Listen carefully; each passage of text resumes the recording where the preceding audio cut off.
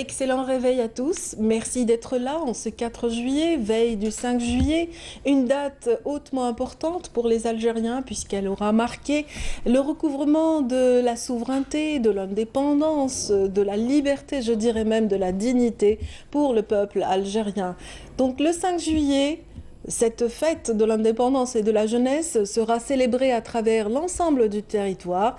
Et à notre manière, nous allons marquer aussi dans Canal Algérie cette date hautement, vraiment, je dirais, historique pour le peuple algérien à travers un programme spécial qui sera diffusé en soirée aujourd'hui même. Et pour en parler, nous aurons le plaisir de recevoir la réalisatrice qui a orchestré l'ensemble du travail qui a été réalisé au niveau du Jardin d'essai. Donc Nilda Ousiala sera parmi nous ce matin pour en parler, ainsi que Hakim Keshroud, un des animateurs de ce programme très important pour Canal Algérie ce soir et qui retracera donc un parcours depuis 62 à aujourd'hui à travers des générations qui se sont un petit peu succédées en Algérie. Ça s'appelle Génération Indépendance. Et puis ce matin dans Bonjour d'Algérie, nous aurons, pardon, un petit chat dans la gorge, donc nous aurons le plaisir de recevoir les représentants d'une association très dynamique du côté de Miliana. Elle fait beaucoup aussi pour la valorisation des valeurs sûres de cette région, en l'occurrence aussi des personnalités qui ont marqué l'histoire de Miliana. Aujourd'hui, nous aurons l'occasion de recevoir donc les membres de cette association qui organise la fête de la ville de Miliana, une fête qui en est à sa 3e édition. Et bien sûr, à l'honneur, une personnalité marquante de cette région. Dans Bonjour d'Algérie aujourd'hui, nous aurons aussi le plaisir de recevoir un représentant de la JICA. JICA est un groupe d'industriels des ciments d'Algérie. On va parler avec ce représentant de JICA d'export plutôt, de production nationale et d'export de la production nationale, mais également avec le directeur de l'Agence nationale pour la promotion du commerce et à l'export. Nous aurons aussi donc l'occasion de développer cette thématique, l'export des matières algériennes à l'étranger. Et puis dans notre matinale, nous aurons le plaisir de recevoir également le conservateur divisionnel des forêts, Hafid Halim, pour parler justement de la saison estivale et de son incidence sur nos forêts, aussi sur les attitudes, les comportements idoines, les comportements vraiment à respecter durant cette saison estivale pour la préservation. Le chat est de retour pour la préservation de notre voilà, de cet écosystème forestier, de cette faune, de cette flore aussi que l'on retrouve dans différents parcs algériens, mais également dans l'ensemble des forêts qui couvrent les reliefs, et Dieu sait qu'elles sont nombreuses en Algérie. Voilà, qui est dit un petit peu par rapport à cette matinale. N'oublions pas aussi Lilia Bennassar qui sera de la partie aujourd'hui dans sa rubrique destinée aux événements culturels essentiellement. Aujourd'hui, elle va certainement vous parler des principaux événements, des destinations à choisir durant la célébration du 5 juillet. Oh voilà, donc oui, il y aura aussi une page santé dans cette matinale, ne l'oublions pas. Nous recevons aussi un médecin et on parlera des maladies de l'été également. Mais tout de suite, parlons un petit peu des nouvelles du ciel avec Mina Abed.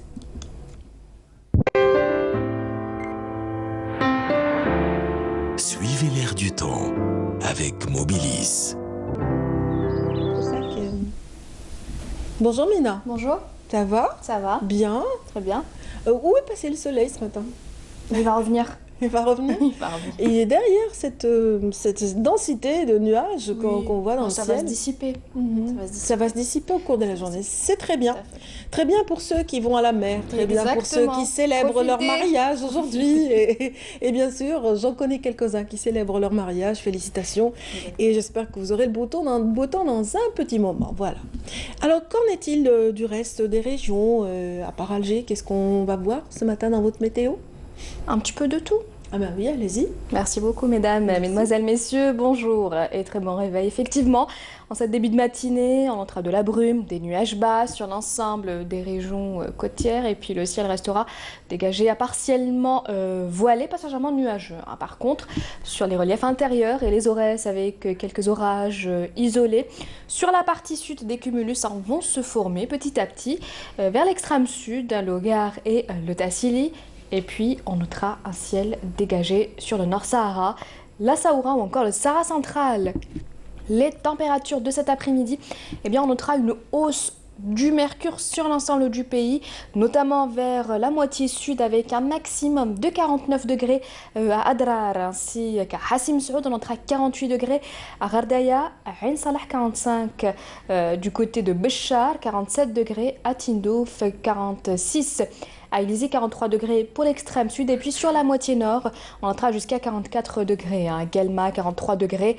À Constantine, 34 à Annaba, 30 degrés à Alger, 33 à Tizi Ouzou, 36 à Tiaret et enfin 39 degrés à Batna. Place tout de suite à l'Europe pour aujourd'hui. Et bien, on notera un petit peu de tout. Ciel plutôt nuageux. À Londres, Dublin, on notera des orages, à Paris, Berne, Bordeaux, un ciel dégagé à Marseille, Madrid, Lisbonne, Rome, Athènes. Côté Mercure, on notera 27 degrés à Londres, 21 degrés à Dublin, 30 degrés à Paris, 27 à Marseille, Berne, Prague, 28 à Budapest, 30 à Bucarest et enfin 34 degrés à Athènes. Place tout de suite à l'éphéméride et puis pour plus d'informations, le site de Météo Algérie reste à votre entière disposition, les 3 w.meteo.dz. Très bonne matinée et à tout à l'heure midi. Suivez l'air du temps avec Mobilis.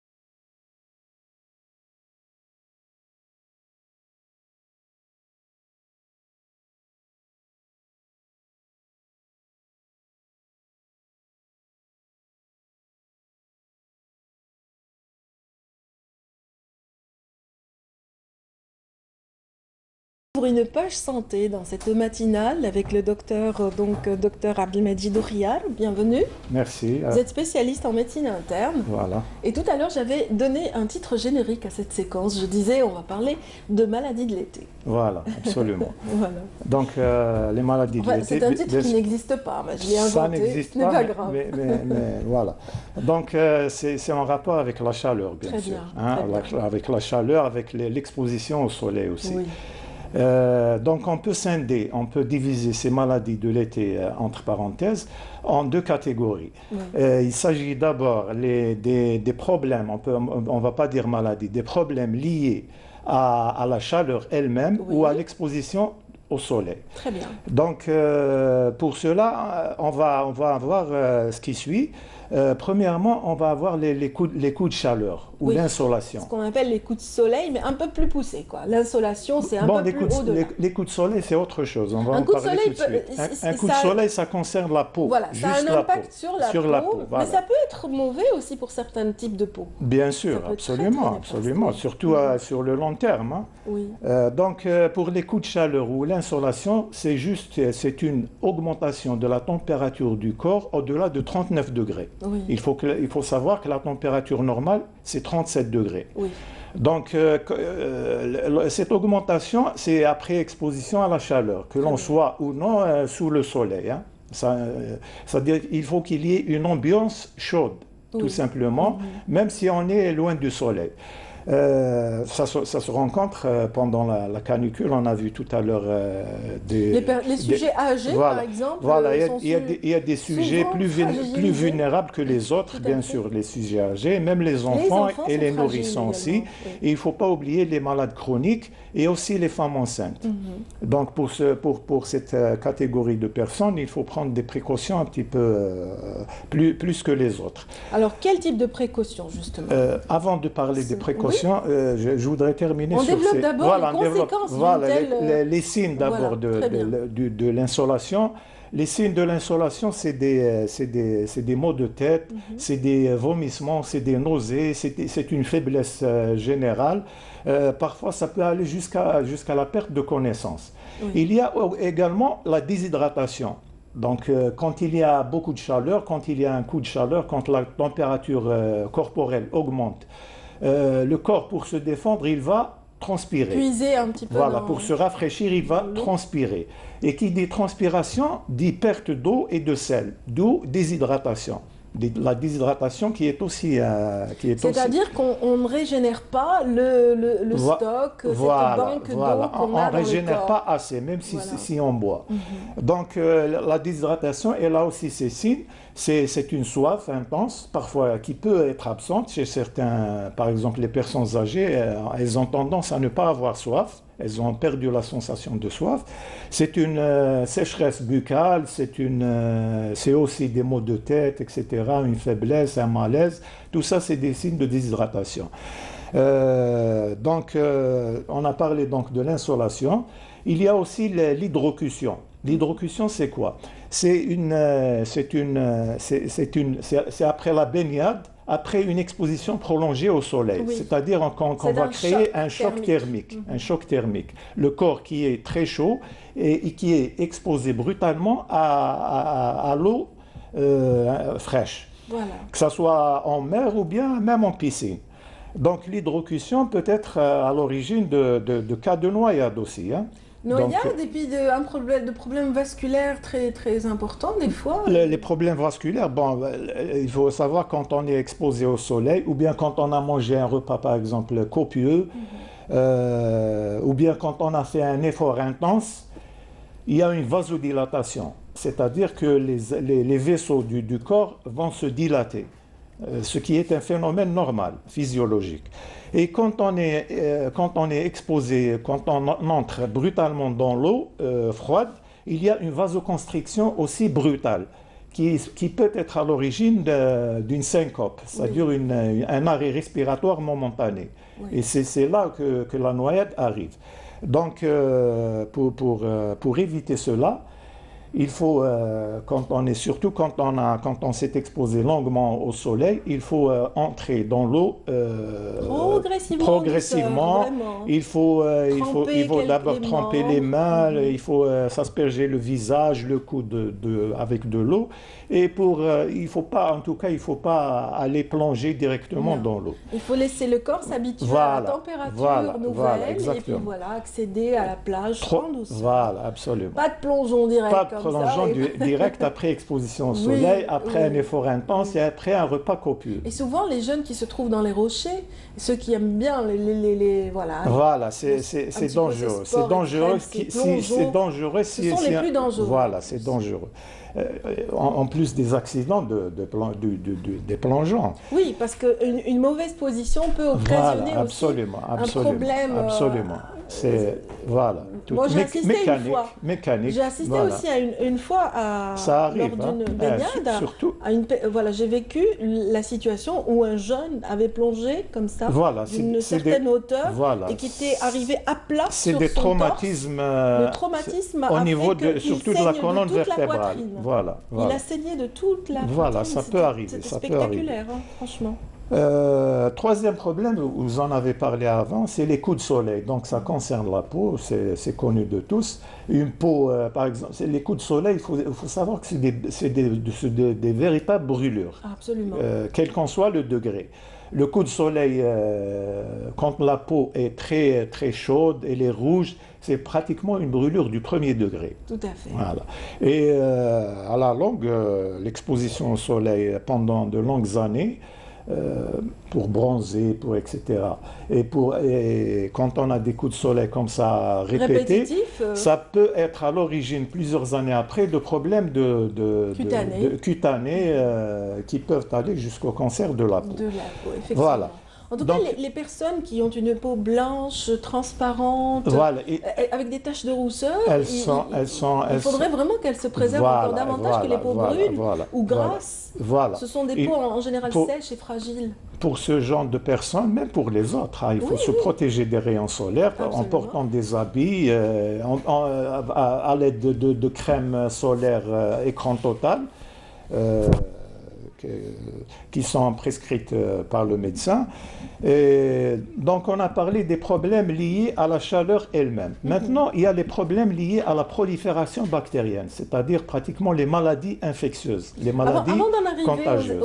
Aux maladies contagieuses, docteur, excusez-moi de vous interrompre, c'est-à-dire qu'il faut rappeler quand même aux téléspectateurs qui ont tendance à être trop sûrs sur la plage qu'il faut vraiment mettre un écran total et se mettre quand même à l'abri, ne pas trop s'exposer. Quelle est la limite justement pour éviter le coup de soleil, la limite d'exposition? D'abord, il ne faut pas s'exposer au soleil pendant les heures très chaudes. Oui. C'est-à-dire à partir de 11h et jusqu'à 14h, 15h. Voilà, là où le soleil est au zénith, voilà. Il ne faut pas s'exposer au soleil. Maintenant, si on va s'exposer au soleil, il faut être intermittent. Voilà. Hein? Une petite baignade, etc. Voilà. Et rester à l'ombre. Il faut aussi boire beaucoup, même sans soif, boire des petites gorgées, s'hydrater bien le corps. Et vous avez parlé des crèmes solaires à écran total qui sont efficaces. Il faut porter des habits aussi, ne pas négliger. Voilà, il faut se couvrir. Voilà. Très bien. Voilà. Maintenant, en second volet, c'est le volet infectieux, maladie infectieuse en rapport avec la chaleur. Et bien sûr, tout le monde sait que avec la chaleur, il y a une prolifération bactérienne. Et avec les regroupements de personnes pendant l'été, avec la promiscuité qui existe, il y a une facilité de transmission, de contagion. Donc ces maladies infectieuses, elles peuvent être bactériennes, elles peuvent être virales. On connaît tous les gastroentérites de l'été, les diarrhées infectieuses, les toxi-infections alimentaires. Qui sont en rapport souvent avec les produits de restauration. C'est-à-dire, ou bien quand il y a des mauvaise conservation des aliments. Voilà, quand il y a des cérémonies familiales, dans les regroupements de personnes, dans les colonies de vacances, etc., il y a des manques dans l'hygiène et dans la salubrité. Voilà. Dès qu'il y a densité de personnes, il y a donc un manque d'hygiène. Surtout l'hygiène des mains, il faut en parler, l'hygiène des mains. Et il y a aussi le problème de la rupture de la chaîne de froid. C'est vraiment ça l'une des causes. Voilà, les deux causes de problèmes liés aux propagations des toxi-infections alimentaires. Il y a aussi les maladies transmissibles par l'eau. les maladies à transmission hydrique, Voilà, connues les de maladies tous. hydriques. La plus connue, c'est la typhoïde. Oui. Il y a d'autres maladies, par exemple le choléra qui est pratiquement éradiqué en Algérie. Cela aussi relève. Mais en l'absence de certaines règles d'hygiène, en l'absence Voilà, d'eau potable dans certaines régions un peu reculées ou pauvres, il peut y avoir des... Là, il y a des mesures à prendre. Il y a des mesures d'abord individuelles et il y a des mesures collectives. Oui. Les mesures individuelles, c'est à la personne elle-même de faire ça. Il faut d'abord s'astreindre à une très bonne hygiène, surtout des mains. Deuxièmement, il faut respecter la chaîne de froid, c'est-à-dire par exemple tout simplement, il faut savoir, par exemple pour les aliments les denrées périssables, il faut, si on a de la viande hachée par exemple, congelée, il faut la laisser décongeler au réfrigérateur, pas à l'air ambiant, par exemple, qui peut être à l'origine, surtout quand il fait chaud, qui peut être à l'origine. Parce qu'on a tendance à l'oublier, en fait. Voilà, on a tendance à l'oublier. Voilà. Donc, automatiquement, elle se détériore. Voilà, elle se détériore à l'air ambiant et au contact de la chaleur ambiante. Juste une question, docteur, permettez-moi, s'il vous plaît. C'est juste pour confirmer, c'est vrai que la polio provient aussi de ces risques hydriques? La poliomyélite. Vous parlez de la poliomyélite? Oui. Non, la poliomyélite, non, ça n'a rien à voir. C'est une maladie. Ça, c'était juste une petite pas du tout, confirmation personnelle. Non, pas du tout. Très bien. Pour en terminer, donc, il y a l'hygiène individuelle. Et pour revenir à l'hygiène individuelle, aussi pour éviter ces problèmes de chaleur, d'exposition au soleil, etc. Donc il faut se mettre à l'ombre, il faut boire beaucoup, surtout en période très chaude. On a l'habitude de dire souvent aux personnes qu'il faut boire de 1 litre à 1,5 litre par jour. Là, en cas de canicule par exemple, il faut en boire encore plus, parce qu'on transpire plus. Il faut boire jusqu'à 2 litres par jour, même si on n'a pas soif. Il faut donc se mettre à l'ombre. Il faut, quand il y a une canicule, il faut s'asperger d'eau, il faut prendre des douches, etc. Il faut choisir l'endroit où l'on mange pour les problèmes. Voilà, bien stocker les aliments. Et savoir aussi gérer ses déchets, parce que les déchets aussi peuvent provoquer aussi des contaminations et autres. Donc il faut vraiment être vigilant. Maintenant, il y a des mesures qui relèvent de la responsabilité des collectivités locales, des communes, des services d'hygiène communaux, etc. On en a parlé dans cette émission. Voilà, c'est bien sûr la surveillance des maladies à déclaration obligatoire. C'est par exemple, il faut contrôler l'eau de boisson, il faut contrôler l'eau de baignade aussi. L'eau de baignade, que ce soit en mer ou bien dans les piscines publiques. Relève d'une autorisation des autorités. Voilà, il faut contrôler aussi et s'assurer de l'hygiène et de la salubrité des établissements à caractère alimentaire, que ce soit les magasins ou les restaurants. Merci beaucoup, docteur Abdelmajid Oukhiyar. Merci à vous. Je rappelle que vous êtes médecin spécialisé en médecine interne et que vous nous avez aujourd'hui un petit peu brassé le tableau par rapport aux maladies de l'été. Donc merci pour ce rappel, docteur. Passez une excellente journée. À vous de même. À vous qui êtes avec nous, voilà, tout de suite un reportage va tout de suite être diffusé autour d'un groupe industriel des ciments d'Algérie. Le groupe connu sous l'appellation JICA. Donc ces représentants seront parmi nous ce matin.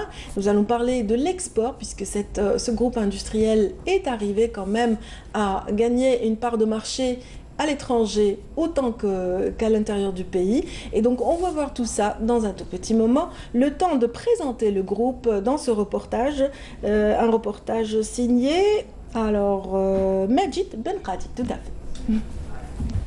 L'utilisation des combustibles alternatifs dans le processus de fabrication du ciment est une première en Algérie. Une technique qui a déjà fait ses preuves ailleurs est en voie d'être utilisée chez nous, avec un double objectif, une économie sur l'énergie comme le gaz et bien sûr faire de la récupération sur les déchets ménagers industriels.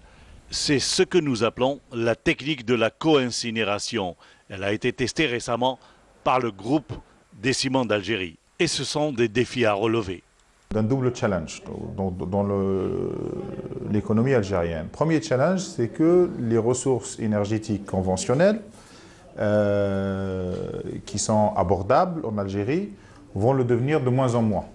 C'est-à-dire que la quantité de gaz que nous utilisons pour brûler est une quantité importante et de plus en plus rare. Et donc chaque mètre cube de gaz que nous ne brûlons pas, c'est un mètre cube de gaz que nous pouvons exporter. La deuxième constatation, c'est l'accumulation de déchets dans le pays, donc avec des problématiques environnementales, etc., et une insuffisance des solutions de destruction de ces déchets. Une des problématiques essentielles de toutes les villes d'Algérie, aujourd'hui, c'est les déchets ménagers. Donc ceci d'abord, aujourd'hui, si on ne les traite pas, de toute manière, demain, on risque de se faire ensevelir par ça. Nous avons fait des essais sur les bouts du steppe, les stations d'épuration d'eau. Nous avons utilisé les dérivés de l'APSA. Ça aussi, ça a donné des résultats qui sont très probants. Nous avons utilisé aussi des huiles usagées de vidange. Pour l'instant, nous avons essayé les trois. Après, nous avons aussi de la motivation d'y aller vers d'autres déchets, pourquoi pas les pneumatiques. Les premiers essais techniques ont été réalisés avec succès au niveau de la cimenterie de Meftah. Une réussite qui va pousser toutes les cimenteries du groupe public, les Ciments d'Algérie, JICA, à généraliser ce processus sur l'ensemble de ces unités. Là, nous sommes dans une phase d'essai industriel qui va durer encore 6 à 12 mois, je pense. Donc nous faisons des tests grandeur nature, donc de grandes quantités que nous rentrons, en collaboration avec les services d'environnement de la wilaya et donc au niveau national également. D'où l'idée d'un séminaire qu'on fait en collaboration avec l'université de Blida. Nous avons fait les calculs. Si 30% du gaz actuellement brûlé en cimenterie en Algérie est remplacé par des déchets à valeur énergétique, c'est l'équivalent de 200 millions d'euros par an de gains pour l'économie nationale algérienne. Derrière ce processus de co-incinération, et en plus de la rationalisation de la dépense liée à l'énergie, c'est toute une économie qui naîtra derrière. Je le disais que ce groupe industriel prend de l'ampleur de plus en plus. Il est parvenu jusqu'à l'exportation. Donc c'était un reportage signé Majid Belkacsi et non pas Majid Belkadi, on vient de me le rectifier, à l'oreille. Et puis donc voilà, heureuse ce matin de recevoir nos invités suivants, en l'occurrence Monsieur Boubtina Hossin, secrétaire général de l'Agence nationale pour la promotion du commerce à l'export, l'AGEX. Oui. C'est bien cela? Bonjour, oui, c'est bien cela. Nous sommes l'agence chargée de développer et de faire la promotion des exportations algériennes. Très bien. JICA est une entreprise qui se vend bien à l'étranger. Oui, aujourd'hui, il y a une dynamique de croissance à l'export en Algérie. Et JICA est l'une des entreprises qui a commencé à exporter. Et donc, c'est de bon augure. Et il y a des marchés qui demandent le produit algérien. Aujourd'hui, nous avons des excédents de ce produit. Et donc, il faut trouver des débouchés extérieurs. Et JICA est en train de réussir des opérations d'exportation. Excellent. On espère toujours que le représentant de JICA nous rejoigne. Il y a eu quelques petites difficultés à arriver, mais on reste optimiste. Et puis, si ces entreprises arrivent à atteindre ce seuil de qualité, ce seuil justement qui mène à l'exportation, c'est grâce à la main-d'œuvre, bien sûr, grâce aux employés, leur formation, leur qualification. Il existe un centre, en fait, le Centre national de la formation et de l'enseignement professionnel à distance, qui, lui, renforce énormément les capacités des employés. N'est-ce pas, Monsieur Ladjil Mohamed Lotfi? Bonjour, merci de me permettre de me retrouver parmi vous. Exactement, c'est comme vous l'avez dit, le centre est là pour accompagner les gens vers des formations et des qualifications, aussi dans le domaine professionnel et dans le domaine économique en même temps. Oui, excellent. On va revenir vers vous, Ladjil Lotfi, Mohamed Lotfi, tout à fait, c'est bien ça. On va d'abord donner la parole à Monsieur Boubtina Hossin à propos de l'export, puisqu'il y a aussi une actualité qui est importante pour l'agence cette semaine. Il s'agit d'un événement qui regroupe des opérateurs économiques dans le domaine agricole.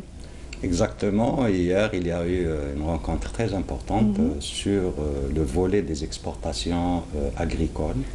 qui a été présidée par Monsieur le ministre du Commerce et sur laquelle, dans laquelle il y a eu un regroupement donc, des institutions en charge des opérations du commerce extérieur, des départements ministériels, mais surtout des professionnels de l'export.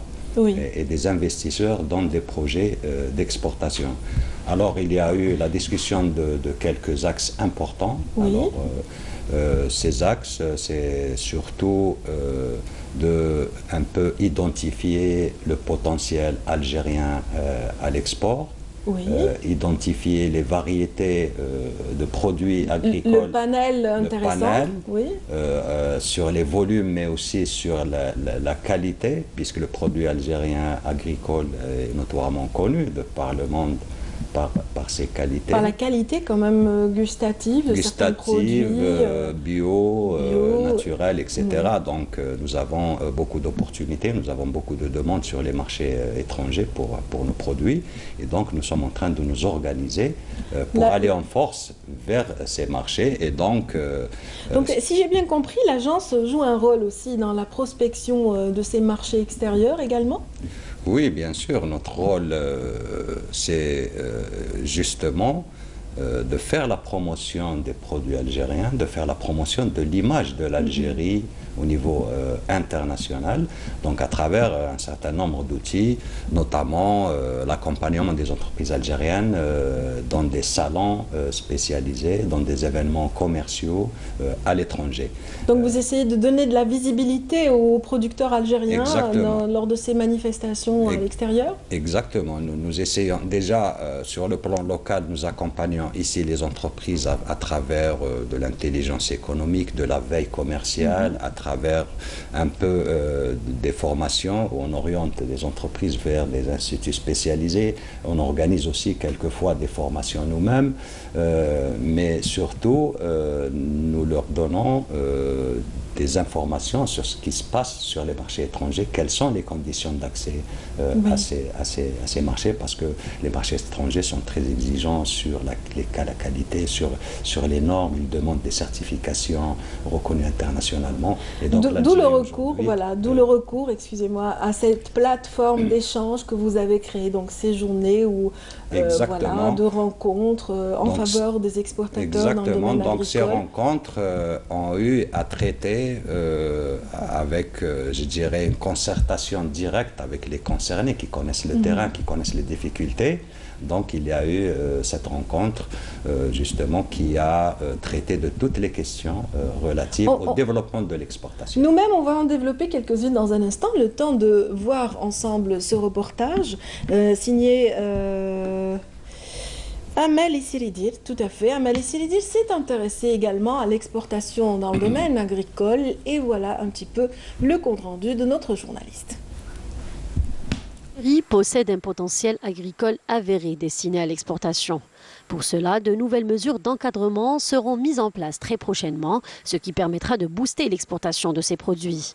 Le ministre du Commerce, Saïd Jleb, a d'ailleurs rappelé que les produits agricoles algériens peuvent concurrencer les produits étrangers. Le bilan des exportations des 5 premiers mois de 2018 en est la preuve. Les 5 mois, on est pratiquement à 48 millions de dollars. Si on compare avec l'année 2017, on était à 65 millions de dollars. Si on continue sur ce rythme, on donne la dynamique, peut-être on va aller vers 100 millions de dollars d'ici la fin de l'année. Et ça sera un pic. Le produit algérien, tout le monde le veut. Tout le monde le veut. Bah ça, il nous reste encore certaines choses à voir. Comme par exemple le packaging, il y a du marketing. Les Algériens, le marketing, c'est pas notre point fort. الآن لما نحبوا نصدروا لازم يكون عندك un certificat, لازم يكون عندك مطابقة لمعايير وطنية ودولية. شكون يقوم بهذه المعايير؟ À l'issue de cette rencontre, un club d'exportateurs de produits agricoles sera créé ainsi qu'un guide comportant toutes les informations nécessaires, mais aussi la détermination des axes d'une nouvelle stratégie nationale pour la promotion des exportations agricoles. Voilà un petit peu le compte rendu de cette rencontre dont vous parliez tout à l'heure, une rencontre très important pour les agriculteurs. Les agriculteurs, on le voyait à travers le reportage, voilà, essayent un petit peu d'être au diapason de ce qui se fait à l'étranger. On l'a vu aussi avec des regroupements, notamment l'association Filaha qui fait énormément pour fédérer les agriculteurs. Nous avons aussi les oléiculteurs qui se sont regroupés aussi en association et qui font de très belles choses, qui créent des événements à l'effet justement de parfaire ces initiatives de marketing. Oui, parce qu'aujourd'hui, pour aller sur les marchés étrangers, il faut être groupé, il faut mutualiser les efforts, il faut répondre à une demande en volume qui peut être assez importante et donc il faut des regroupements. Et donc nous encourageons ce genre de regroupement, nous les aidons, nous les encadrons. Et hier, il y a eu aussi la création d'une association nationale des exportateurs de produits agricoles, ce qui est une bonne chose parce que ça va permettre à ces gens-là de se regrouper et d'aller en force ensemble avec une vision claire, avec une vision bien tracée. Un pour tous et tous pour un. Exactement, et aussi avec l'encadrement des autorités et tout le dispositif de soutien à l'exportation, parce qu'il faut le rappeler, il y a tout un dispositif qui a été mis en place par l'État qui aide les exportateurs, que ce soit sur les volets formation, sur les volets coûts de transport, sur les volets labellisation. Il parlait tout à l'heure, le monsieur d'emballage aussi, et on aide les entreprises. Oui, développer une image, une identité pour le produit, et puis savoir le vendre. Et savoir le vendre, même si c'est une démarche marketing. Excellent.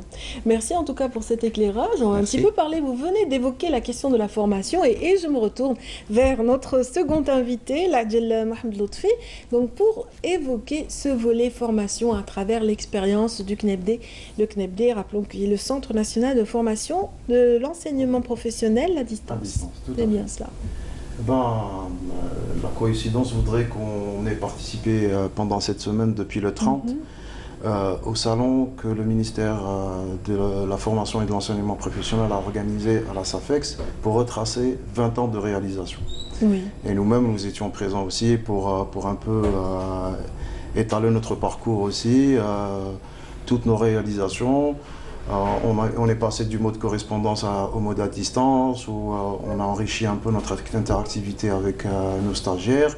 Et aussi, on a touché au domaine un peu, on va dire, des entreprises et des organismes qui étaient dans le besoin et voulaient de la formation. Donc, on propose de la formation à la carte. Des recyclages pour leur cadre. En fait, c'est très important de recycler. Et aussi proposer, c'est-à-dire, comme je disais tout à l'heure, des formations un peu plus pointues dans leur domaine, c'est-à-dire leur donner des qualifications et des compétences pour être à la hauteur du marché du travail et aussi à l'international.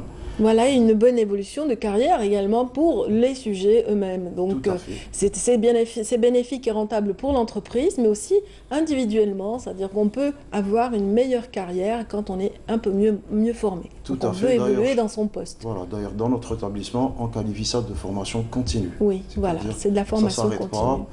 C'est des formations à la carte. Les organismes s'adressent à nous pour un domaine spécifique, on va dire des mises à jour. Et donc on est là, on propose notre expertise, on travaille aussi avec des experts dans le domaine et nous essayons d'enrichir notre éventail de formation, ne serait-ce que aussi pour le grand public ou pour les entreprises. Nous travaillons par exemple, je peux vous citer un exemple dont nous sommes fiers aussi, début 2018 jusqu'à jour d'aujourd'hui, on a formé 7 groupes dans le domaine de la culture sous serre. Toujours dans le domaine agricole. Voilà, donc avec une association agricole HLEF, nous sommes fiers, l'opération continue. Donc nous sommes spécifiques aussi, non seulement dans les filières, mais aussi dans les régions, selon leurs besoins. Et j'espère que d'autres expériences viendront et on pourra aussi enrichir notre éventail. Et souvent, vous avez, j'imagine, affaire à des jeunes qui découvrent un domaine particulier, qui veulent se former pour la création d'une jeune entreprise. Et ça aussi, ça permet aussi d'avoir les qualifications pour y accéder. Justement, durant le salon, nous avons eu affaire à des gens, à des jeunes aussi, à des gens, parce que nous, c'est-à-dire à toute tranche d'âge, est la bienvenue chez nous. Nous avons pu les informer, les renseigner. Nous aurons aussi proposé des formations parce qu'on fait de la certification maintenant, des certifications internationales Par exemple, dans le domaine de l'informatique, là, nous sommes en plein projet d'expansion pour généraliser une certification à travers le territoire national. Donc avec des normes internationales, avec des contenus aussi qui sont en normes internationales. Donc les gens sont très demandeurs de ce genre de formation parce qu'ils veulent aussi concurrencer. C'est dans l'air du temps, hein, parce que c'est vrai qu'on a recours aux technologies. Actuellement, les TIC sont en vogue et on en a bien besoin parce que les sociétés sont en pleine mutation par rapport à cet usage. Tout à fait, on doit s'ouvrir sur le monde, comme disait monsieur tout à l'heure, et on est obligé aussi d'être aux normes et être aussi qualifié que d'autres pays ou d'autres personnes. Oui, c'est vrai que les formations que vous pouvez offrir vont compléter un petit peu les formations universitaires qui existent. Tout à fait. C'est bien cela. Tout à fait. Nous sommes là pour enrichir aussi le parcours de chaque étudiant, de chaque personne, même des gens qui ont fait déjà une carrière. Nous sommes dans la formation continue, nous sommes dans la qualification. Oui. Donc nous sommes, on va dire, dans le développement des compétences aussi. Donc nous touchons un peu à tout, nous offrons ce qu'on appelle nous de la formation initiale, donc communément appelée de la formation diplômante. Oui. Donc avec on va dire un cursus long, mais aussi de courte formation, c'est-à-dire préparer vite fait quelqu'un pour le marché de travail et être compétent. Ah ben excellent. Donc ces formations diplômantes, donc les intéressés vont accéder à quel type de diplôme justement? Ça va que vous offrez on va dire du technicien au technicien supérieur. Vous avez des brevets aussi maintenant, BTS, BT, des CAP, des CMP. Donc notre éventail de formation est assez riche. Oui. Comme j'ai dit tout à l'heure, maintenant l'avenir est pour la qualification et la compétence. Donc aussi on est sur cette partie-là. Nous organisons aussi des journées d'études, des séminaires pour les entreprises. Voilà, chaque fois qu'il y a un intéressement qui est émis, donc nous on est là pour l'accompagner. Pour répondre à ce besoin. Le structurer pédagogiquement, l'organiser et le diffuser après. Donc si je comprends bien, ça veut dire que vous agissez également en conformité avec la demande du marché algérien. Tout à fait. Donc si le marché algérien requiert un certain nombre de compétences, si on sent une carence, vous renforcez, vous offrez vraiment des formations dans ce sens. Écoutez, je vais vous dire qu'en coulisses, j'étais en train de parler avec monsieur et lui dire qu'on était fortement intéressés. Notre intérêt commence d'abord par la curiosité. Écouter tous les intervenants sur le marché du travail ou l'économie et voir s'il y a une demande. À ce moment-là, on intervient avec nos compétences et notre expertise pour essayer de formaliser ces formations, ces compétences et l'offrir au grand public ou aux entreprises. Pendant la semaine d'information donc initiée par justement à l'effet d'aider ou d'aiguiller justement les jeunes étudiants, notamment ceux qui sortent du cycle secondaire et qui espèrent avoir accédé à des formations en particulier. Donc est-ce que vous avez eu à enregistrer des groupes de demandeurs, des jeunes intéressés parmi ceux qui sont sortis du cycle secondaire? Oui, non seulement durant le salon, mais aussi tous les jours, parce que nous avons des directions régionales à travers le territoire national et nous sommes là présents tous les jours pour inscrire les gens. Il y a, comme vous venez de le dire, on veut sortir un peu de cette philosophie de récupération on va dire d'étudiants ou de lycéens en phase d'échec pour leur offrir une formation. Nous voulons aussi que les étudiants qui sont déjà en cycle et qui sont dans des écoles, des universités, leur offrir aussi un accompagnement. Un complément. Voilà, un complément de formation. Et un accompagnement. Ce n'est pas seulement les personnes en échec qui viennent vers nous, mais aussi c'est pour faire se perfectionner et devenir un peu plus pointu dans son domaine. Oui, et puis des fois, les étudiants, vous le savez bien, ils accèdent à des formations sans conviction. Et ils ne sont pas sûrs de leur choix, en fait. Ça vient de façon aléatoire parfois. Ils découvrent un cours de chemin. Ah, j'aurais aimé faire ça. Et ceci, donc, ce qui va les aider justement à parfaire leurs connaissances dans le domaine requis. L'avantage, c'est l'avantage des formations de courte durée qui permettent, on va dire, de ne pas perdre trop de temps sur une formation précise, mais plutôt d'élargir son éventail et ses compétences sur différents domaines. Oui. Est-ce que votre entreprise, Knebde, est-ce que vraiment il a un regard porté sur la jeunesse ou est-ce que vraiment il brasse large? Est-ce que vous avez des orientations en faveur de la jeunesse? Nous sommes à la veille de la fête de la jeunesse, je pose la question.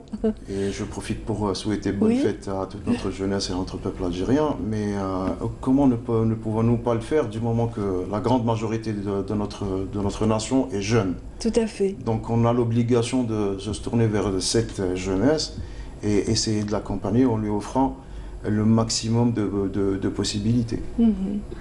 Est-ce que pendant l'été, les services de Knebde demeurent ouverts pour les éventuels demandeurs? Bien sûr, nous sommes là toute l'année, et y compris pendant l'été.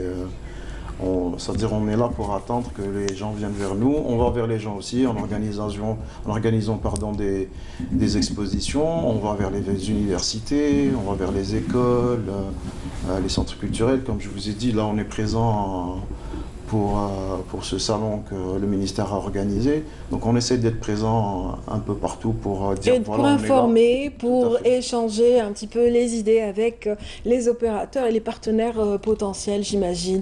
Merci beaucoup, Ladjel Mohamed Lotfi, de nous avoir accompagnés ce matin. Je rappelle que vous êtes là pour parler au nom de l'ensemble des équipes du Centre national de formation et de l'enseignement professionnel à distance. Et puis merci également à notre second invité, en l'occurrence Boubtina Hossein, secrétaire générale de l'Agence nationale pour la promotion du commerce à l'export, donc la Algex. Merci infiniment. Vous vouliez peut-être rajouter quelque chose? Je vous sens comme ça.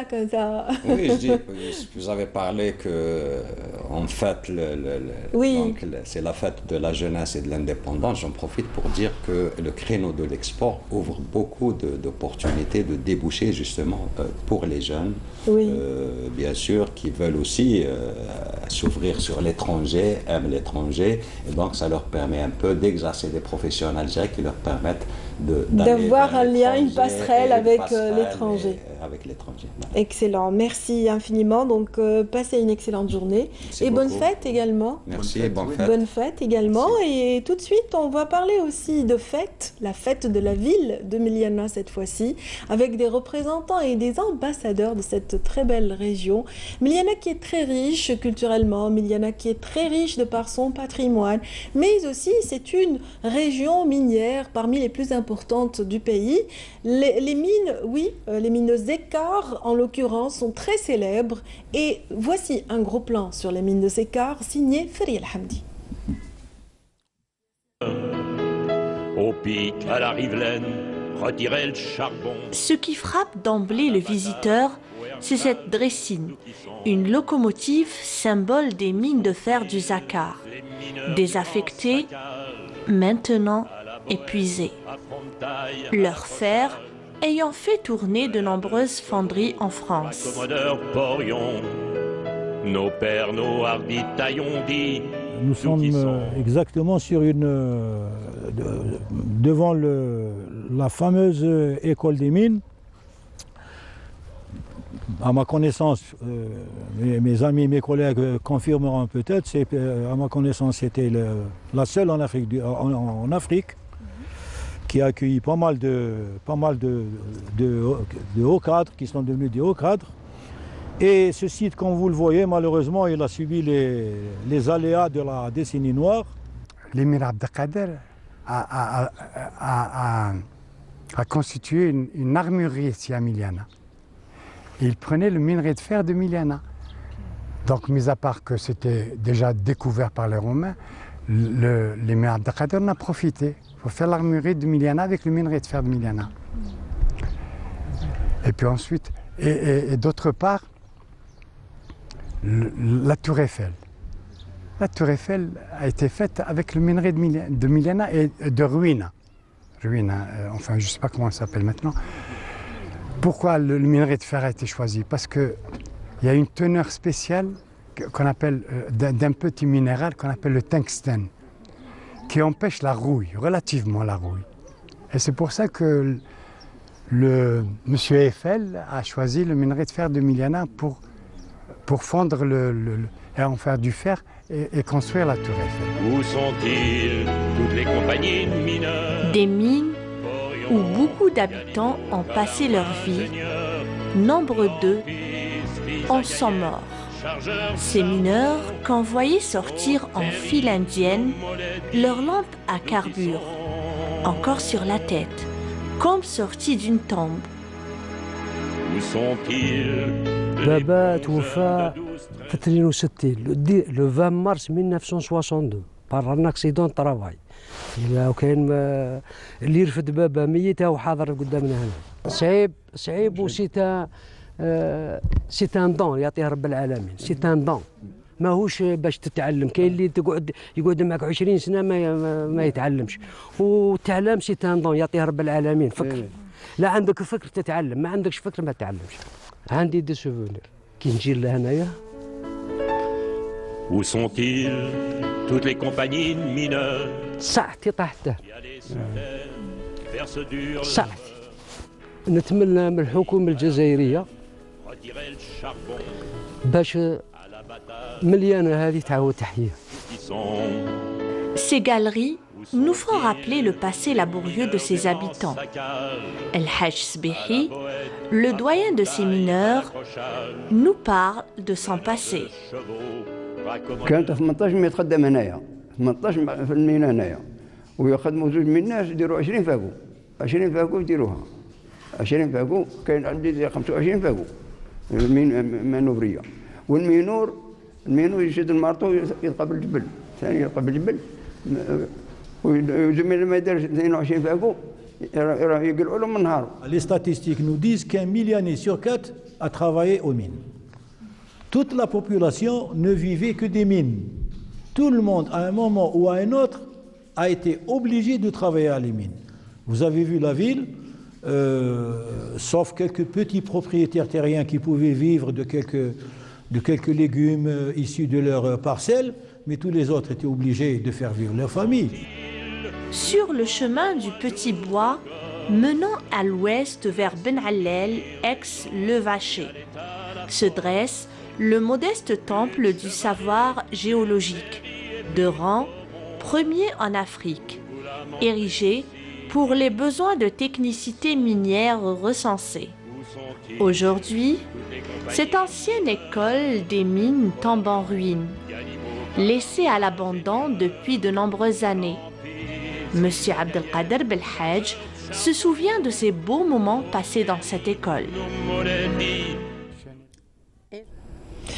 Voilà, je vous le disais tout à l'heure, nous allons parler de cette belle région de Miliana à travers une personnalité. La ville de Miliana rend hommage à Belhadj Abdelkader cette semaine, le 7 en l'occurrence. Et il s'agit en fait d'une ancienne gloire sportive qui a un lien très étroit avec les mines de Zékar que vous venez de voir et avec les minerais et les mines d'Algérie de manière générale.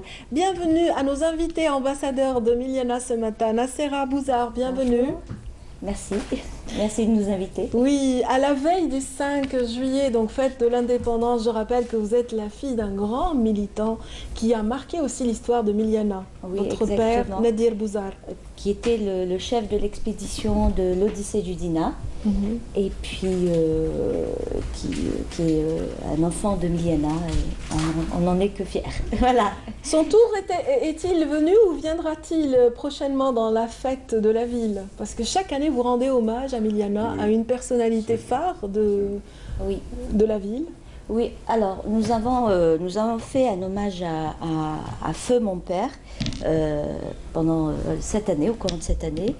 Et je ne sais pas si c'est suffisant pour justement sortir de l'anonymat toutes ces personnes natives de Miliana. Tout à fait, elles sont toutes aussi intéressantes les unes que les autres. Justement. Avec nous pour en parler justement, Ahmed Kelia également, bienvenue. Merci. Vous êtes éducateur à la retraite et ancien président du club de basketball de Miliana, c'est bien cela. Comment s'appelle le club? Avant, pendant la période de M. Belhadj, il s'appelait GSM. GSM, le Jeunesse Sportive Milianaise. Actuellement, c'est le SM, Sporting Club de Miliana. Sporting Club de Miliana. On salue tous les membres de ce club sportif. Et on évolue en National 1. Oui. Au même titre que le Mouloudia, le NED, etc., ce Constantine, etc. Excellent, excellent. Voilà. Voilà. Merci d'être venu de Miliana. On voit que vous êtes quand même très fatigué ce matin. Oui. Vous avez fait l'effort et vraiment ça nous procure vraiment, ça nous donne du baume au cœur. On est très content de vous recevoir parce que quand même vous avez fait un si long chemin. Je reviens à Nasser Abouza pour revenir sur cette personnalité en particulier. On vient de voir les mines de Zécar en reportage. Et la personnalité phare de cette célébration de la fête de Miliana a un lien direct avec les mines. Oui, alors justement, donc Monsieur Belhaj, c'est le doyen des anciens élèves de l'école des mines. C'est aussi le doyen des anciens joueurs de l'équipe nationale de basket et de handball. Il est aussi ancien président du club de basket de Miliana et fondateur du premier club de volleyball à Skikda en 1971-72. Oui. Voilà. Donc, Et puis il était ancien cadre de la Société nationale de recherche minière également. Oui, exactement. Exactement. Donc c'est une personne phare à Miliana qui est très importante, qui a été très actif et très importante pour les mines du Zécar. Et voilà, donc aujourd'hui j'espère, on souhaite sortir justement ces mines de l'anonymat. Et il faut savoir que ces mines, encore une fois, on ne le dit pas suffisamment, c'est le fer qu'on extrait de ces mines, le fer est inoxydable. Oui. Et c'est pour ça que les Français, donc il y a 2 grands monuments qui ont été construits grâce à ce fer, c'est la Tour Eiffel, oui, à Paris et la Statue de la Liberté aux États-Unis. Donc les gens ne le savent pas. Oui, les gens ne le savent pas. C'est important. Je pense que dans l'histoire de l'Algérie, il faut citer. Et de monuments aussi célèbres de par le monde. C'est très important de savoir très important que la matière première venait de notre pays. Venait de notre pays. Oui. Autant que Rome qui exploitait énormément le marbre algérien. Oui. Donc c'est pour ça que aujourd'hui on essaye de rendre les lettres de noblesse à cette ville, à ces gens-là qui ont beaucoup fait. Et j'espère que de cette façon on leur rend. Déjà une fête, la fête de la ville entièrement consacrée à une personnalité, c'est pas mal quand même. Donc parlons un petit peu de cette fête, mesdames, messieurs. C'est la 3e édition. C'est ça. C'est un personnage très estimé à Miliana, très charitable, très gentil. Bebet El-Glalin. Vous l'avez connu en tout cas. C'est un frère pour moi. C'est un frère, on est ensemble tous les jours. Tous les jours. Et c'est lui qui m'a conseillé de le représenter ici à l'émission. Comme a dit Madame Bouza, M. Belhaj a transité comme nous tous, par l'école primaire, le secondaire, et le moyen, etc. Il a terminé à l'école des mines, l'unique école en Afrique. Tout à fait. Il est sorti ingénieur des mines, etc. Il a travaillé un peu partout. Il a sillonné presque toutes les mines d'Algérie. Il était responsable de l'Agence nationale de recherche minière. Très bien, du matériel, etc. C'était un véritable responsable. Et c'était très important, rappelons-le, avant l'indépendance. Avant l'indépendance. Voilà. La plupart des richesses ont été révélées en cette période-là. Pour qu'un Algérien puisse faire des études à l'école des mines, il faut le faire. Alors M. Belhaj est arrivé parmi autant de Français, etc. De là, il est parti en Europe. Il a travaillé aussi en Europe, en France plutôt. Il est rentré en Algérie. Et moi, je m'achemine vers le basket. Oui. Vers le basket. En fait, c'est ça. C'est-à-dire que c'est une personnalité sportive en même temps. C'est le doyen, en tout cas, des sportifs dans les 2 disciplines, c'est-à-dire basketball et handball. Pas dans les 2 disciplines, dans les 4 disciplines. 4 Ah, moi j'en connaissais que 2. C'est un bonhomme de, je sais pas. Il est international en basket, international en handball, international en volley. Et footballeur. Ah ben oui, le volley, ça j'ai bien. Et je passe entre parenthèses, sa femme, c'est une international volley. C'est ce qu'on une famille de sportifs. Oui. Son fils, ses deux fils, c'est des basketteurs, dont l'un est actuellement docteur et président actuel de la section basket. Ouais. C'est vrai, au basket, j'imagine, dans le ventre de leur mère. Ah oui. Bon, je vous dirais, il a commencé pendant la période coloniale le basket. Bon, ils ont continué jusqu'à l'indépendance. Il y a eu un nouveau bureau puis l'indépendance, c'est le LCM, présidé par le commandant Omar Ramdan, M. Moussaoui, M. Alili, etc. Ils ont démarré. En bas, il y a eu une chute, un arrêt. Ils sont arrêtés vers le coup de 67. Ils ont arrêté, il n'y avait plus de basket. N'oubliez pas, madame, que le Miliana, c'est le vivier du basket. Oui, et puis c'est vrai qu'il y a le sport le plus populaire, le football, qui a un peu éclipsé ces sports collectifs qui avaient leurs adeptes, surtout le handball. Il avait vraiment des fans de par le monde, et aussi en Algérie. Une petite gazette à Miliana, le basket est roi. Nous avons le basket dans le sang. C'est excellent. C'est l'une des rares villes qui a maintenu cette tradition. Vous prenez d'Alger jusqu'à Oran, c'est la seule ville d'intérieur qui a le basket. Oui. Après les Algérois, il n'y avait que 12 équipes au début, à l'indépendance. C'était le groupe Excellence. Mouloudia, Miliana, etc. Il n'y avait pas de... Nous étions le seul club de l'intérieur. Et nous avons perpétué la tradition jusqu'à maintenant. On les voit là à l'œuvre, il y a très longtemps. C'est lui qui tire. C'est lui qui tire. La suspension, l'agilité. Regardez le terrain qu'on avait. Et Dieu sait que c'était pas facile sur ce type de terrain. Oui, c'était du tartan ici. C'est du tartan. Du tartan, du tuf.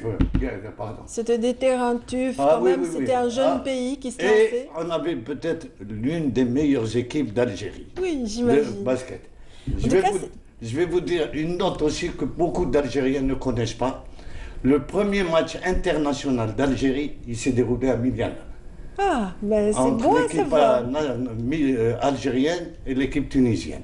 Il y avait 3 internationaux de Miliana, M. Belhadj, M. Bouchra et M. Agamir. Cet événement, Madame Bouzard, va permettre justement aux Milianais d'abord de découvrir cette personnalité, de s'imprégner de son parcours un peu exceptionnel à travers tout un programme qui a été tracé pour la fête. Le 7, rappelons-le, ce sera le 7.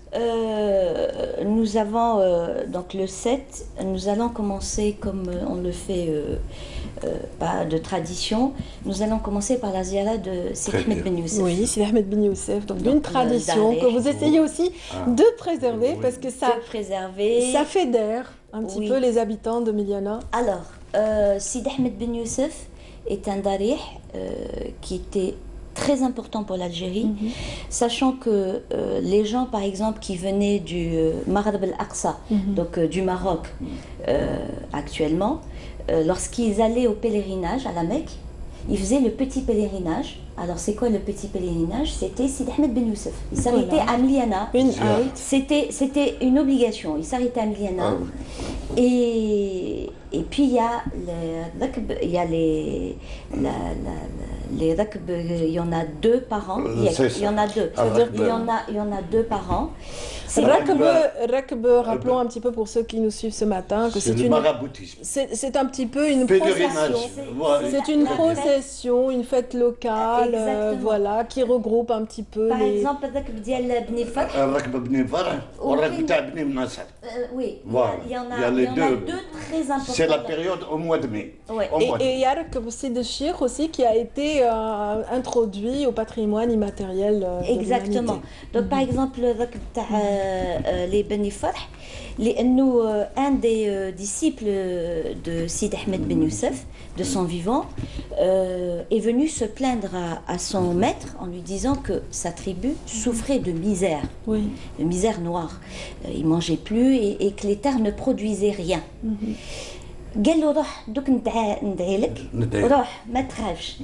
Je vais prier Dieu pour toi. Et c'est ce qui s'est passé. Donc, Hazaleh, il a prié pour lui. Et Est-ce que c'est la baraka? Est-ce que c'est...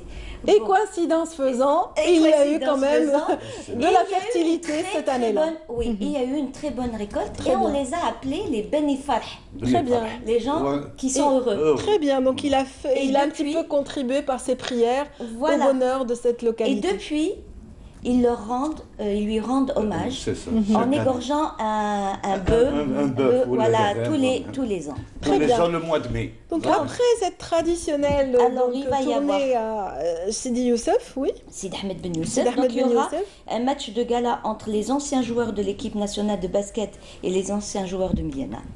Donc je sais pas, ça va être quelque chose. Je voudrais par la même occasion lancer un appel à tous les amateurs de la balle au panier d'être à Miliana le 7 juillet. Ah ben voilà. Les arbitres, les anciens joueurs, les membres de la fédération, Monsieur Berab, qui était ancien joueur aussi avec Mouloudia, nous l'invitons. Nous invitons tous les amis du basket à venir à Miliana. Je pense qu'on passe aujourd'hui à la télévision justement pour parler de cet événement. Et il restera une conférence sur l'histoire du basket au théâtre communal de Miliana, suivie d'un programme musical avec les artistes Monsieur Wadah et Monsieur Ben Blidia. Oui. Donc voilà ce qu'on a. Bon, bien sûr, il y aura le déjeuner. Ça, c'est pas mal aussi. Généralement, c'est la rechta. Et il y aura des cerises. Et il y aura des cerises. Ah, les cerises vont attirer plus de monde, je pense, que la rechta. Parce que... Donc voilà, on souhaite que les gens viennent assister à ce genre d'événement. Honorer ces grandes personnalités du basket. Sans oublier la conférence qui va permettre justement de vraiment décortiquer le parcours de cette personnalité. Elle aura lieu à 15h. Très bien. La salle Touahri Mahfouz. À partir de 15h. Alors c'est pour ça que nous invitons tout le monde, les amateurs de la balle au panier, d'être à Miliana. Et même les mineurs. Et même les mineurs, pourquoi pas. Même les mineurs. Et les amateurs de Miliana. Et de cerises. Allez, cerise sur le gâteau, on va voir les 2 dernières photos que vous nous avez amenées. Bien sûr, on a bien vu que la table avait été garnie de nombre de coupures de presse et de photographies d'histoire. Parce qu'il a joué au basket, au handball, c'est lui qui a été à l'origine. C'est le basket de Miliana. C'est le basket, pardon. Au milieu. Oui. Au milieu. Monsieur Bouchra, Monsieur Allal, Monsieur Alili, Monsieur Boutaoui, Monsieur Azizi, Allal, Monsieur Dan, Monsieur Agamir, Monsieur Hattab. Je les connais. Oui. C'est l'ancien stade. Et j'espère qu'ils seront vraiment parmi vous, ainsi que leurs descendants, qui seront intéressés par cet événement qui touche les Milianais de près. Et bien sûr, ça s'appelle la fête de Miliana. Voilà, un événement qui en est à sa 3e édition. Vous avez déjà rendu hommage à un dentiste en 2016. Oui, alors, on a rendu un hommage au professeur Smaïl Dahlouk, qui est le premier dermatologue en Algérie et médecin de la Wilaya 4, et le premier professeur en dermatologie. Il a formé les premiers dermatologues au début des années 70. Tout à fait, et son fils a pris la relève. Ah bah oui. Et dans la même discipline. Oui. Je crois que tous ses enfants sont médecins. Ah, je pense. C'est ça. Je pense. J'ai eu l'occasion de rencontrer le fils, en l'occurrence Smaïl Dahlouk. Voilà. Tout à fait. En tout cas, merci et voilà, longue vie, je dirais, à cette fête de Miliana. J'espère que vous reviendrez pour parler de la richesse de cette région que nous aimons tous. On aurait préféré votre présence. Eh ben, on viendra. On viendra dès qu'il y aura une petite prière pour moi aussi. Surtout Madame Belhad, c'est un cordon bleu. Elle va vous préparer c'est excellent. Donc il y aura de la fête, de la bonne humeur, des mets traditionnels, du partage, et voilà, que demander de plus? Et c'est au lendemain de la célébration de la fête de l'indépendance, et c'est très bien de mettre toute la lumière sur ces personnalités qui ont marqué l'histoire de votre ville de cette façon. Et c'est l'occasion, madame. Oui. Je présente mes meilleurs vœux au peuple algérien à l'occasion du 56e anniversaire de l'indépendance et de la jeunesse, ainsi que gloire aux martyrs, un propre établissement à notre président de la République. Amin, Inch'Allah, Amin. Merci beaucoup, Madame Bouzar. Donc, Nassera Bouzar, vous êtes membre de l'association des Amis de Miliana et également Monsieur Ahmed Kelia, est membre de la même association et éducateur à la retraite, ancien président de basketball à Miliana. Vous étiez là à l'occasion de cet hommage rendu à Belhadj Abdelkader, ancienne gloire sportive et ancien cadre des mines en Algérie, un des premiers chercheurs dans le domaine minier en Algérie. Merci infiniment. Merci bonne à vous. fête. Merci à vous. Bonne triple fête. Fête de l'indépendance, fête de Miliana et fête de la jeunesse. Surtout, soyez nombreux, venez à Miliana. Marhaba bikoum. Et on espère que vous serez nombreux et puis voilà. Merci. On continue de parler de cette fête de l'indépendance. Canal Algérie marquera le coup avec un programme spécial consacré à cette date célèbre pour les Algériens, date du recouvrement de notre indépendance. Mais avant, plaçons et plantons un petit peu le décor avec Amine Kuider qui orchestre de si belle manière ce spectacle couvert par notre reporter. Et voilà, je l'ai perdu. Je vous le dirai tout à l'heure. À tout de suite. Durant 1h30, le public venu nombreux à l'Opéra d'Alger Boualem Bessayeh a apprécié une dizaine de chants patriotiques dont Min Jibalina, Min Ajlika Ya Watani et Dzaïr Ya Bladi.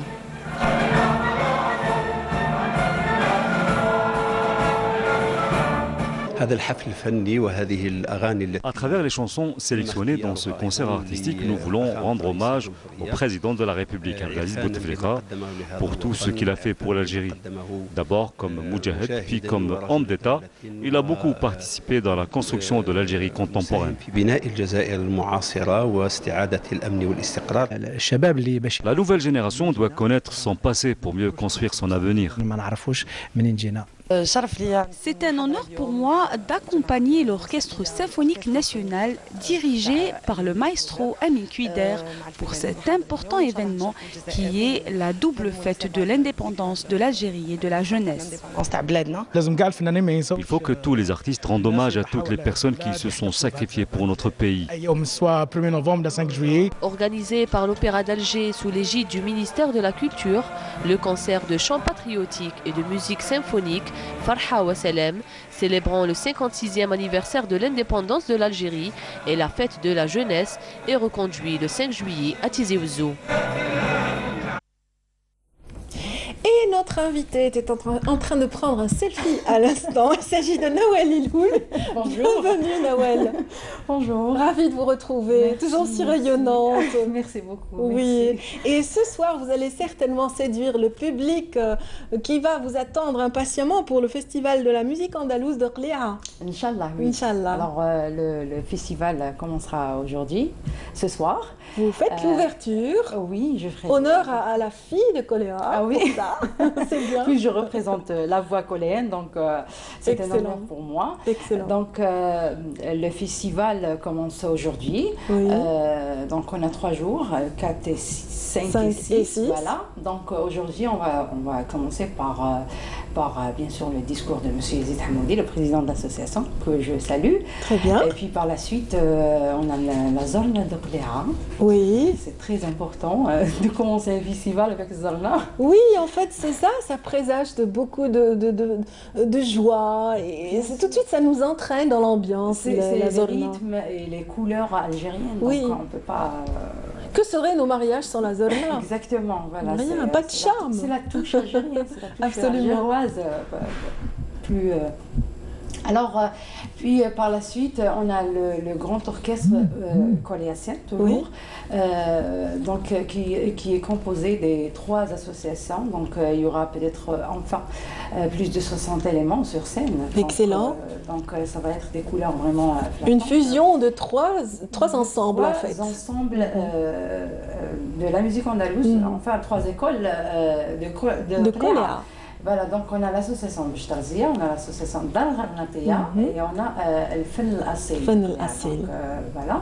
Et puis en deuxième position, il y aura Nawal Iloul. Et ben voilà, c'est la star de ce soir sur les planches. Donc où se déroule le festival en fait? On va rappeler quand même l'adresse à ceux qui nous suivent. Alors c'est à Qléa, c'est à la Maison de la Culture de Qléa, le Tipaza.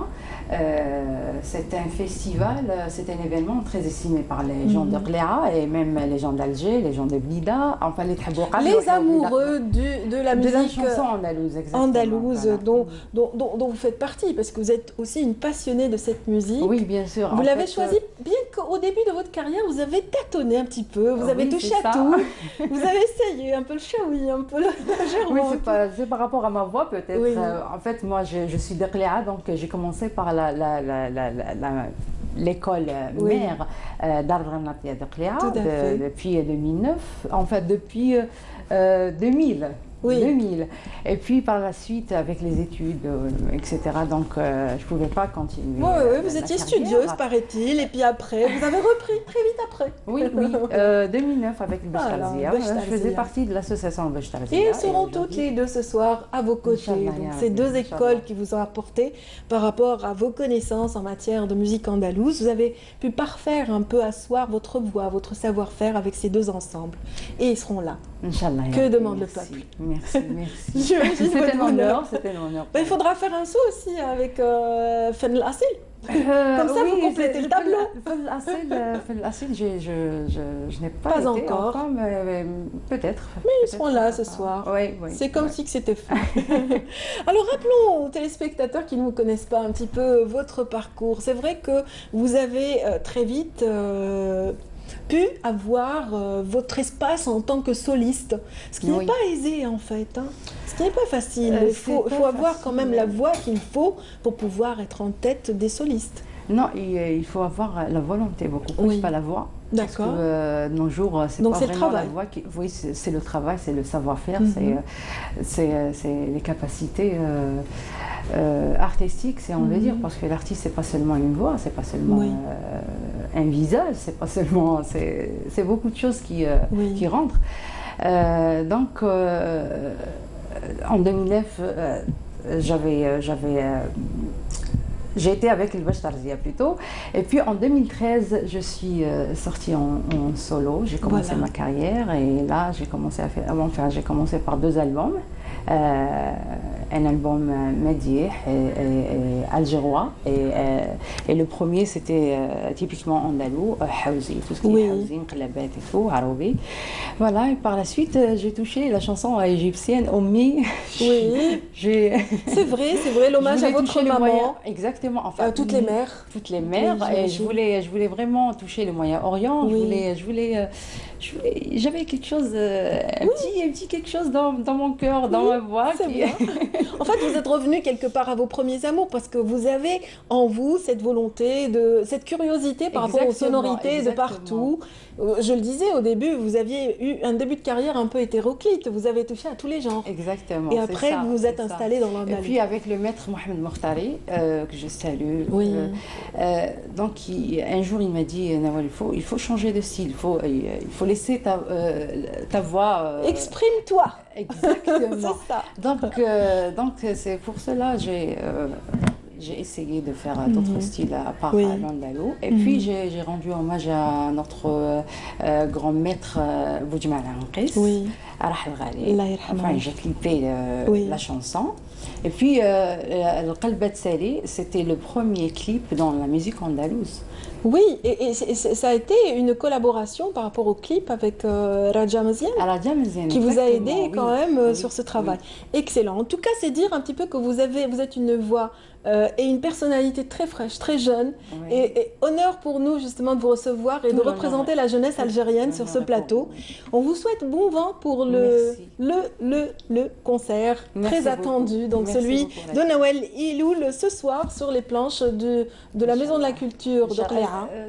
Je peux lancer le... Oui, voilà, parce qu'on arrive donc aujourd'hui, c'est bon, on a fini. On a fini d'annoncer. Voilà, donc demain, il y aura 2 associations. Il y aura l'association Djennedia et les Beaux-Arts d'Alger. Il y aura le chanteur Toufiq Aoun. Et pour la 3e soirée de clôture, il y aura une association de Tlemcen. l'association Cheikh Bouali. Très bien. Et on a la classe moyenne de Qléa, de l'association Bishtarzia. Et puis par la suite, on clôture avec Lamia Aïta Malak. Excellente. Excellente voilà. Interprète également. Donc voilà, votre amie, j'imagine. Voilà. Merci beaucoup, Nawal Iloul. Bon vent pour ce soir et bonne fête de l'indépendance et de la jeunesse. Merci. Très bien. On salue à travers vous tous les ensembles qui seront sur les planches justement de Qléa pour faire le bonheur des amateurs d'Andalou du 4 au 7. Inch'Allah. Inch'Allah. Merci, bon voyage de retour également. Merci. Au revoir. Au revoir. Restez avec nous, on continue de parler de la fête de l'indépendance, cette fois-ci avec une star de chez nous, une star de la télévision, Nilda Ouziala, réalisatrice, qui a vraiment beaucoup hésité. On a eu du mal à la convaincre de se mettre face caméra. Restez avec nous, à tout de suite.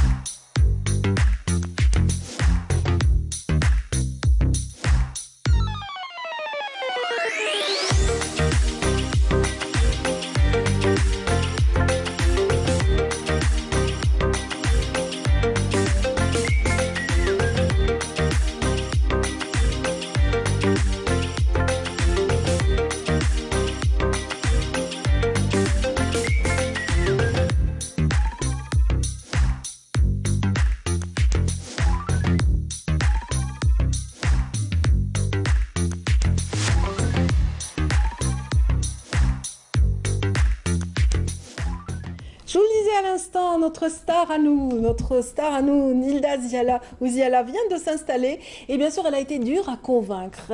Pour être face à caméra, ça a été dur, un petit peu pénible de la convaincre de venir. Elle est d'une grande humilité, d'une grande simplicité, vous allez voir. Bienvenue Nilda. Merci, bonjour Merci Nadia. D'avoir fini par accepter. Ah oui, ce n'est pas facile hein, d'être... En tout cas, j'ai vu l'accueil chaleureux de tous les caméramans que vous avez pour habitude de diriger. Oui. Ça fait quel effet d'être comme ça face caméra, vous qui avez l'habitude d'être à l'ombre toujours? Ça fait chaud au cœur. Oui. Ça fait chaud au cœur et ça me fait vraiment plaisir. Merci beaucoup pour votre invitation. Votre présence nous donne aussi du baume au cœur, Nilda. Nilda, je le disais à l'instant, vous êtes notre petite star qui ne veut pas se montrer. En fait, c'est ça les grands hommes, les grandes femmes. Et en général, ils ont cette humilité et ils refusent de paraître à l'écran. Bienvenue donc, Nilda. Merci, vous avez Nadia. orchestré le programme phare de cette célébration du 5 juillet pour Canal Algérie. Donc ça s'est fait, ça se fera, ce sera découvert. On va découvrir ce programme inédit ce soir, n'est-ce pas? Oui. Comment vous l'avez intitulé? C'est Génération Indépendance. C'est un concept conçu par la direction de Canal Algérie. C'est un programme, il y a une diversité, il y a eu plusieurs volets. C'est la fête de notre indépendance. La thématique sera développée, c'est toujours mettre en avant nos jeunes qui ont de grandes capacités. Et voilà. Des jeunes qui sont aussi reçus par les jeunes talents justement de l'animation de Canal Algérie. C'est une animation collégiale qu'on va découvrir ce soir, d'où l'originalité un petit peu de ce concept. Oui, bien sûr orchestré par Mahrez Rabia. Qu'est-ce qui m'arrive? Oui. Mahrez Rabia donc sera justement à la tête de ce peloton d'animateurs que vous avez également orchestré à partir de votre régie. Oui, avant tout, c'est un travail d'équipe. Et la fête de notre indépendance, on est tous concernés. C'est notre beau pays et c'est la moindre des choses. C'est réaliser ce grand projet. Et c'était un travail d'équipe. C'est ça, nous, les Algériens, c'est cette solidarité qui nous unit. Et cette franchise et cet amour à ce pays qui est notre maman.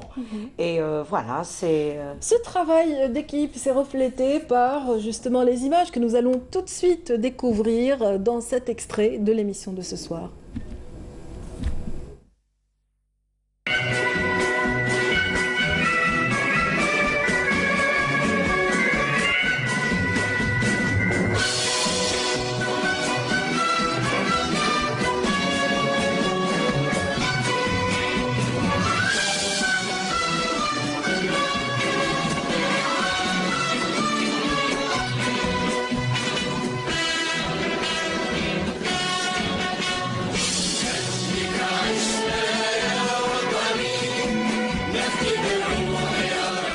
Cette grande soirée sur Canal Algérie intitulée Génération Indépendance sera consacrée évidemment à cette fameuse date, celle du 5 juillet. Fête de l'indépendance, mais également fête de la jeunesse. Pour nous, c'est à la fois avoir une pensée profonde à celles et à ceux qui se sont sacrifiés pour la liberté du pays. Jusqu'à présent, lors de cette émission, on a évoqué l'histoire en tant que concept, en tant qu'élément indissociable, incontournable et nécessaire à toute nation afin qu'elle puisse se projeter dans le futur et dans l'avenir. La télévision algérienne qui reste également un symbole d'une Algérie libre, indépendante et digne. Ce soir, à travers le sublime endroit, à savoir le Jardin d'Essai, et au pied du sanctuaire du martyr, ici à Alger, capitale de cette Algérie indépendante. Permettez-moi à mon tour de féliciter tout le peuple algérien donc en ce jour de commémoration et surtout à la jeunesse algérienne. Vous le savez, la jeunesse algérienne qui est très importante donc pour nous, pour ce peuple algérien, c'est la relève, c'est la suite de ce qui a été donné par nos aïeux. D'abord, je souhaite une bonne fête à toutes et à tous les jeunes à l'occasion du 5 juillet.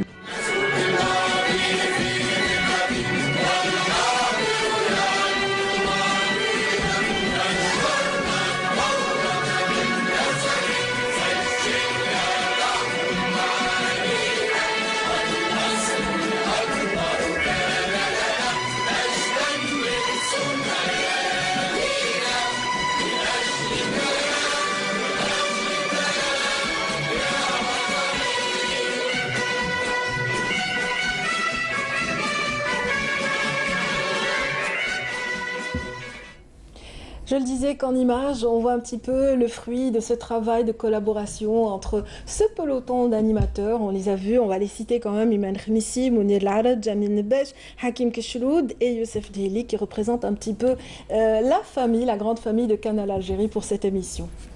D'ailleurs, on remercie la wilaya d'Alger et la direction du Jardin d'Essai. Tout à fait, qui ont prêté cet espace. Exactement. Hautement symbolique puisqu'il est en contrebas d'un monument célèbre qui symbolise le recouvrement de notre indépendance et de notre liberté. Il est au pied de notre sanctuaire des martyrs, Allah yarham shuhada ta'na. Et c'est un immense plaisir de pouvoir réaliser encore une fois et de participer à notre fête nationale. Oui, excellent. Donc Nilda, vous avez choisi aussi d'introduire dans ce concept Amine Kouider en tant que chef d'orchestre avec l'ensemble symphonique et une très belle chorale. Oui, très très belle chorale. D'ailleurs, c'est ce qui nous a permis aussi de nous épanouir, de travailler. D'ailleurs, je vous ai dit, c'est toujours mettre à l'avant notre belle jeunesse. On a une très belle relève. Et aussi, nous, ça a été de nos aînés. On a appris beaucoup de choses de nos aînés. Et c'est à nous aussi de pouvoir, c'est-à-dire aider et être toujours auprès de nos enfants aussi. Voilà. L'Algérie a besoin de tous ses enfants, grands et petits. Oui, et vous savez si bien les mettre en lumière, grands et petits, dans vos émissions, dans les programmes que vous avez habituellement l'occasion justement d'orchestrer pour Canal Algérie et pour l'ensemble de la télévision algérienne, parce que vous êtes quand même sollicité aussi souvent pour de grands événements, des festivals, aussi les dates charnières de notre histoire. Vous êtes toujours présente, Nilda. Oui, ça me fait énormément plaisir. D'ailleurs, le fait que j'exerce ce métier, c'est ma bouffée d'oxygène et c'est mon amour à mon pays, à mes amis, à notre peuple, nous. C'est franchement, ça me fait chaud au cœur. L'image, c'est votre écriture. L'image, c'est un petit peu votre langage pour nous exprimer votre amour, Nilda. Vous le faites si bien et vous avez aussi à votre actif un nombre de documentaires que vous avez réalisés, toujours avec cet esprit justement de mettre en valeur les symboles de notre Algérie. Le dernier en date, vous allez peut-être nous en parler. Dernièrement, j'ai réalisé un film documentaire sur la grande dame Chefia Boudela, la maman algérienne, Al-Hariq. Et ça a été d'ailleurs Monsieur Amine Kouider, il a orchestré la très belle musique de Ahmed Malik. En fait, voilà, c'est dire aussi que votre choix est très intelligent, Nilda Ouziala, par rapport rapport à cette émission qu'on découvrira ce soir. Vous avez opté pour des musiques cultes qui sont dans la mémoire collective de tout le monde. D'ailleurs, c'est un concept, je remercie beaucoup la direction de Canal Algérie qui nous a permis de travailler et de nous épanouir à travers ce concept. C'était un concept riche, donc on n'avait pas le droit de ne pas le mettre encore en évidence. En lumière. Oui, en lumière. On n'a pas le droit de faillir à cette mission parce que c'est une mission qui est très importante à nous les Algériens. Et voilà, c'était un concept très riche. Et il y a eu une diversité de nos animateurs. Je les remercie beaucoup. Je remercie l'ensemble des équipes technico-artistiques de notre télévision. Et voilà. Et rappelons un petit peu le titre. Donc, c'est Génération Indépendance. C'est à 21h15 que sera diffusé le programme. Exactement. Donc sur Canal Algérie et bien sûr les téléspectateurs qui sont là avec nous ce matin, donc on leur souhaite une excellente fête de l'indépendance à travers ce programme, à travers votre équipe, Nilda. Le dernier mot vous revient. Eh bien, Tahia al-Jazair. Tahia al-Jazair.